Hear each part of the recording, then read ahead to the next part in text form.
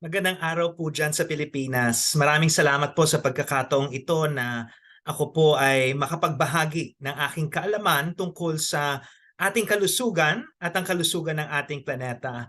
Unfortunately, I couldn't join you in person because right now I'm in Utrecht, the Netherlands. I just gave a keynote address here at the European Congress on Global Health where I told nearly 2,000 scientists, scholars, and practitioners about the climate and health story of our country and the resilience of our people. So today I'll be talking about the next phase in climate and health action in the Philippines.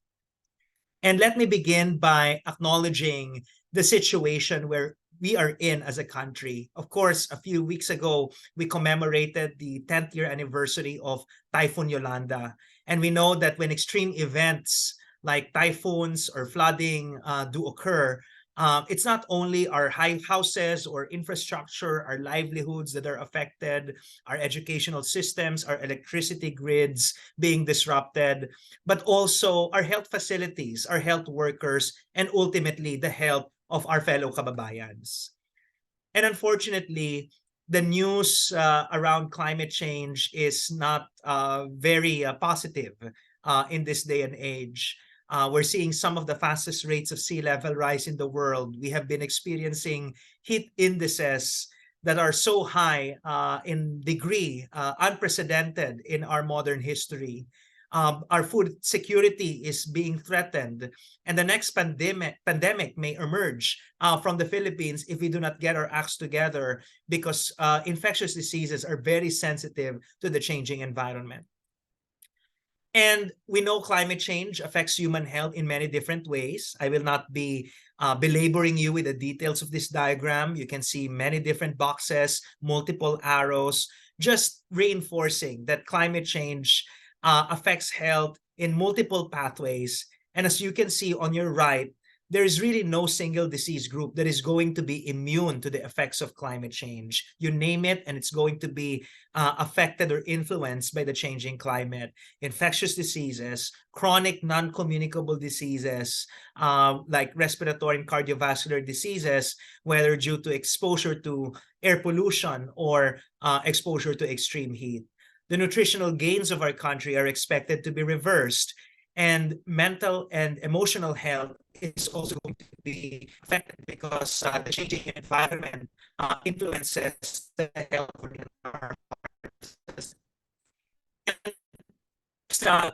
Last week, the Lancet, which is the world renowned medical journal, just launched its 2023 version of the Lancet Countdown on Health and Climate Change. So each year, the Lancet publishes a report summarizing the best available evidence related to the health impacts of climate change, but also the status of our progress when it comes to addressing these impacts in terms of policies, in terms of what the health sector is doing, and what other sectors are doing for climate and health.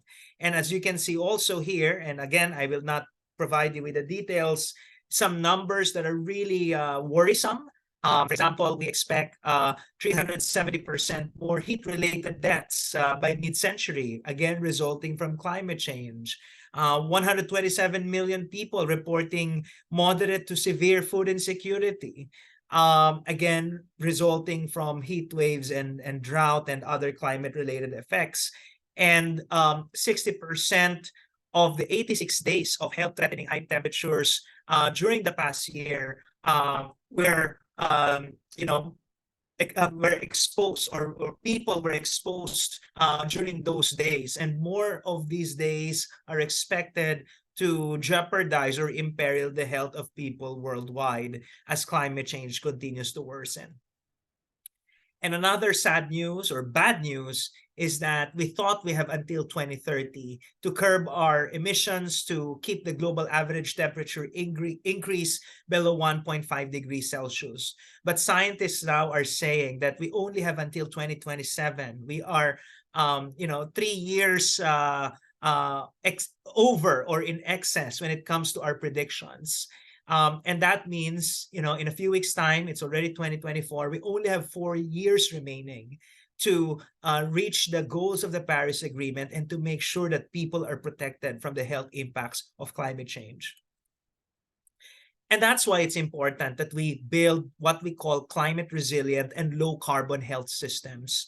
The WHO just published also last week a revitalized and revised version of its operational framework for climate resilient health systems. And as you can see, it's not anymore just about making sure that our health facilities, health sector, health systems are the last building standing, that they bend without breaking, that they are resilient and adaptive to the changes brought about by the climate crisis.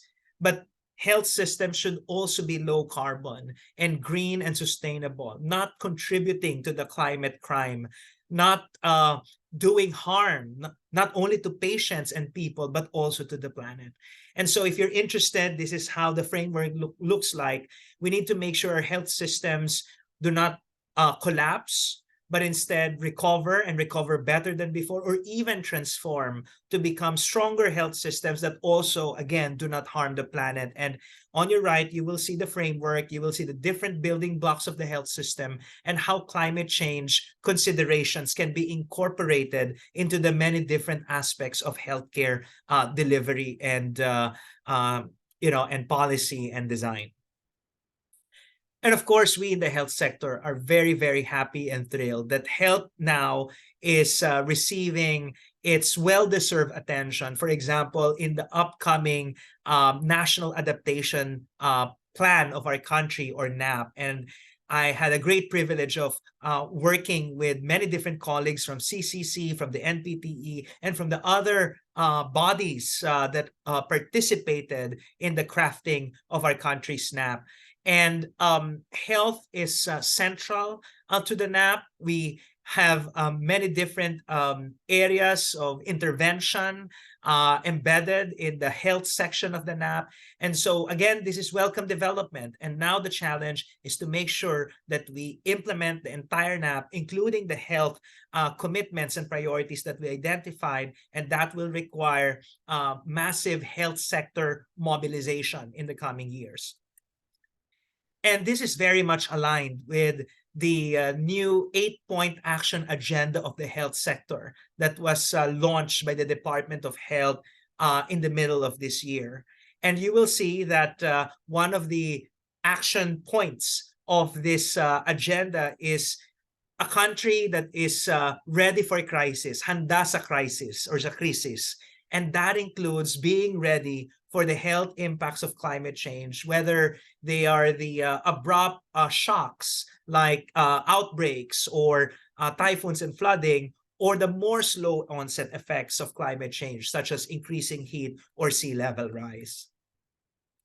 And over the past 3 years, my team, the Planetary and Global Health Program of the St. Luke's Medical Center, has been implementing various projects at the nexus of climate and health that can be a resource for our future actions in this new phase of climate and health work in our country. And I'm happy to, share some of our lessons with the rest of our community.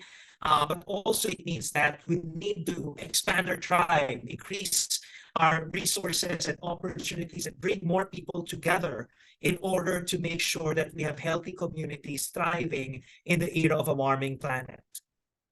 So one of the projects that we've been working on, and I hope that the CCC will continue to support us and that we can also replicate this to other parts of the country, is the co-development of a health-focused People Survival Fund project. And I'm very thrilled and happy to hear that just for this year, we have more projects approved for the People Survival Fund. In the coming years, we hope that more health projects will also be supported by this important fund. Now we're working with 2 coastal municipalities in the Philippines, in Ahoy, Iloilo, and in Alabat, Quezon. And we hope that by next year, we will be able to co-design a very powerful proposal for the PSF that centers human health and well-being. And then also what we've been doing is to really educate and train the next generation of climate responsive health workers, health professionals. from doctors to nurses to midwives to barangay health workers, pharmacists and dentists, you name it. Because it's important that every health professional is trained and equipped in climate and health action.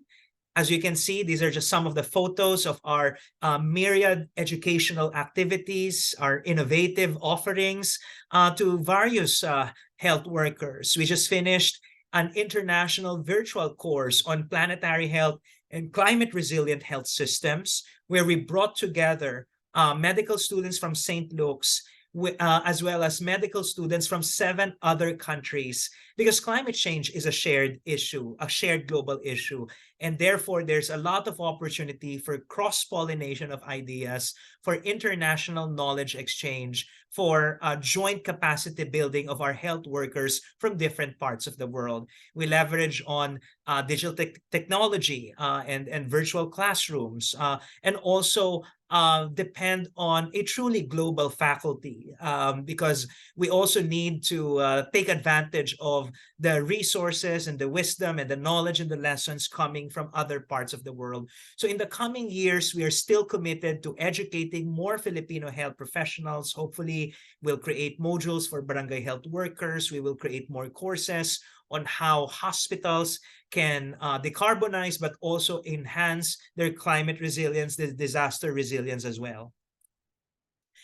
And apart from working with the CCC and the Philippine government, as well as with local communities and other educational institutions, we've been engaging with the private sector as well. So here you will see one of our proud partners is PruLife UK, an international insurance company.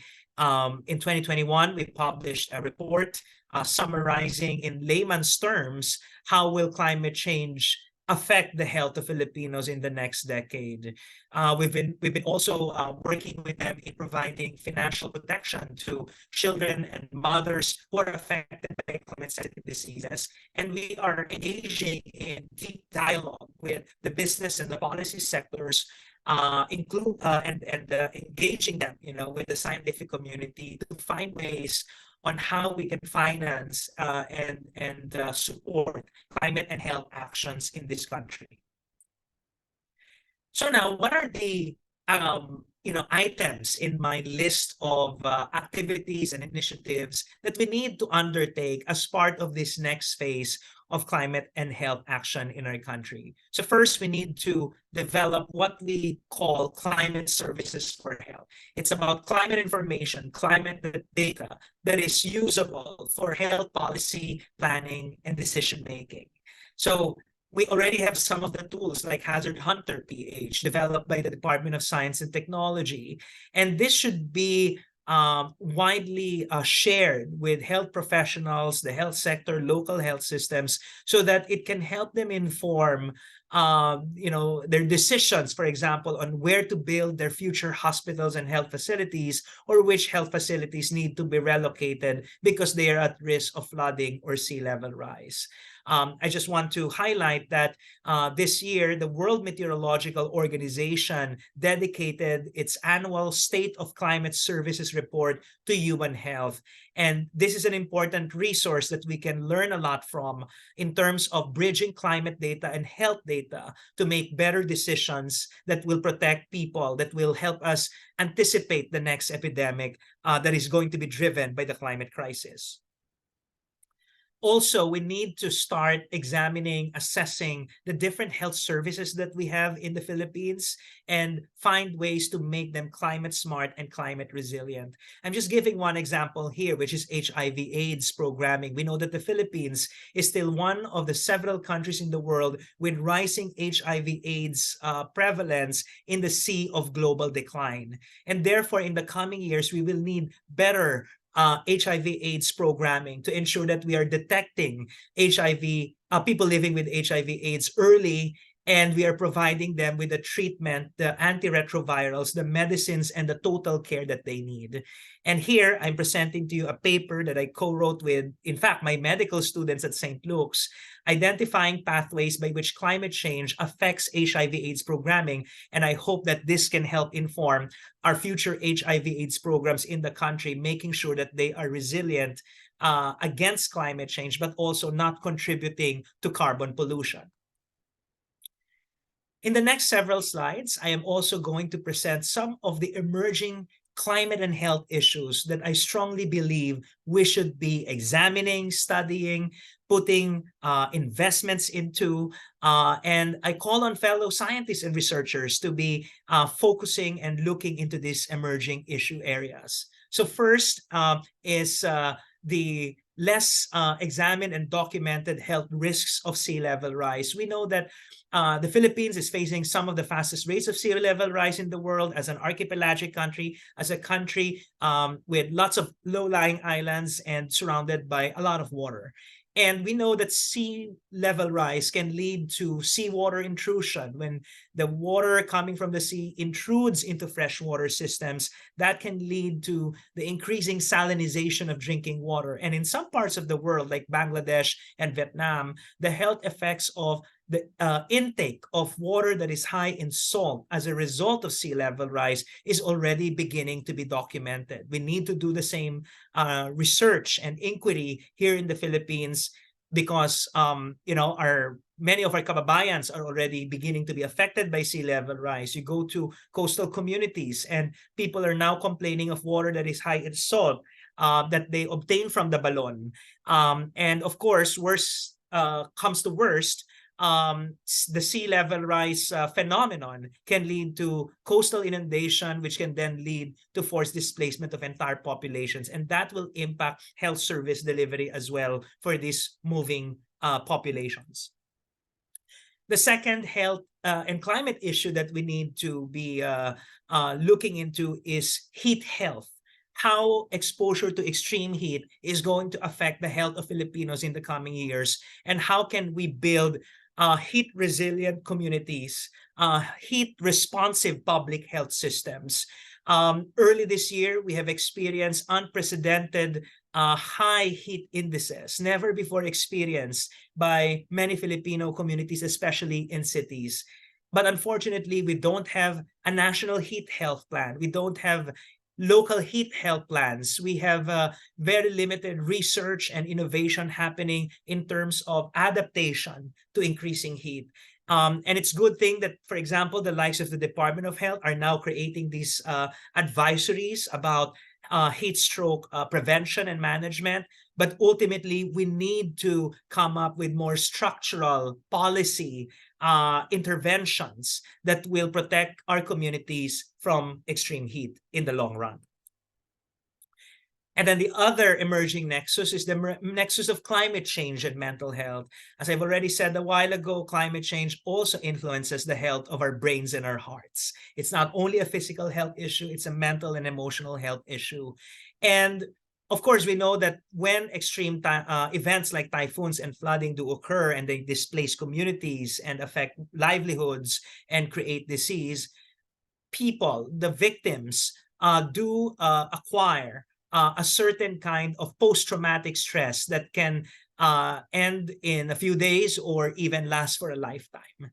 And we need to also expand our view of the nexus of climate change and mental health to also include the slow onset effects of climate change on people's mental health. So for example, there's a new phenomenon called climate anxiety, which is now being studied by many scientists around the world, including myself.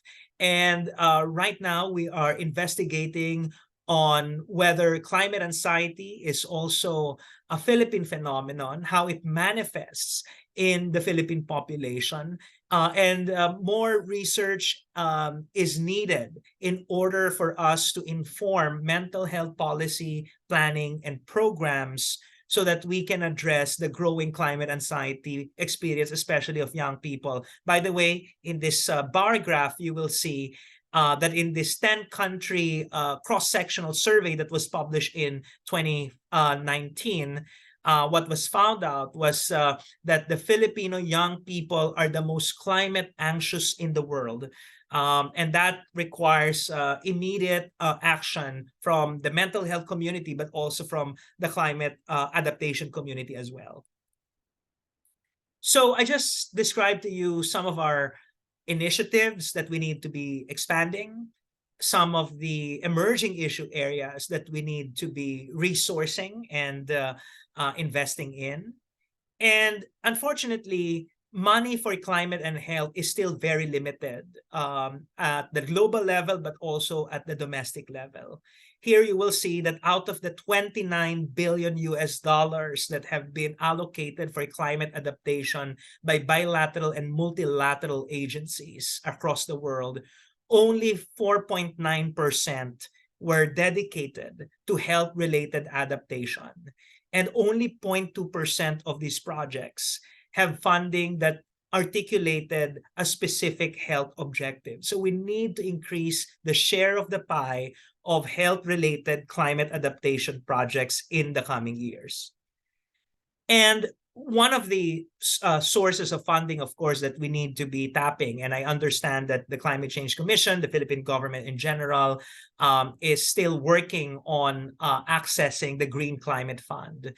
But the Green Climate Fund has for the longest time not been investing in climate and health. But this year, it made an announcement. It's investing and it's funding its first climate and health project. And the lucky recipient of that funding is a neighboring country of ours, Laos. And here you will see that Laos will be receiving 28.2 million US dollars to strengthen the climate resilience of their nation's health system.